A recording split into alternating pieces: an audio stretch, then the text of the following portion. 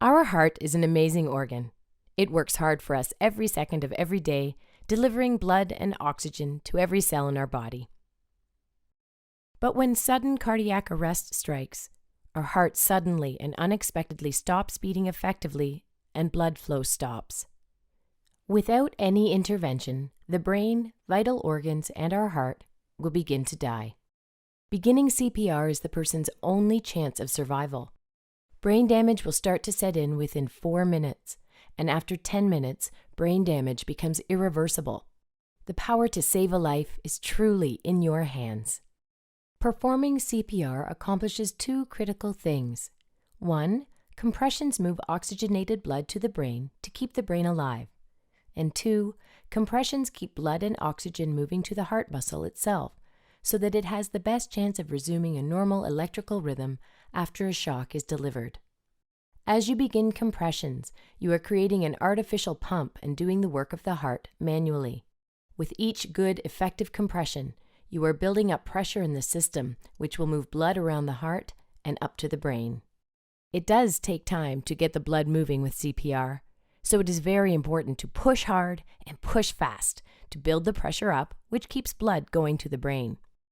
Pushing down at least 2 inches allows for the heart to be squeezed and blood to move out.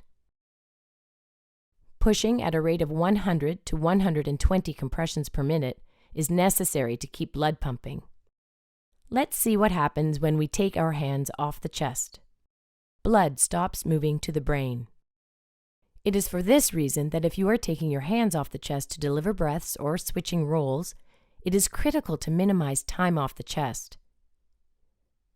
Watch what happens when we don't push deep enough. Blood does not reach the brain. The same is true if we do not push fast enough. Watch what happens when we push too fast. The heart does not have time to refill with blood, therefore not enough blood gets pumped out. Watch what happens when we don't allow the body to decompress and allow the chest to fully recoil. The heart does not have a chance to refill with blood, therefore no blood gets pumped out.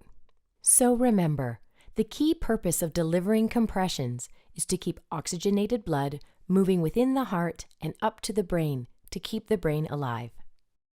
We need to push hard and push fast in the center of the chest. If ribs break, that's okay. What's not okay is allowing the brain to die from a lack of oxygen. So remember, you are their only hope. Do the best you can, and don't give up until medical help arrives or an AED is present. You can do it.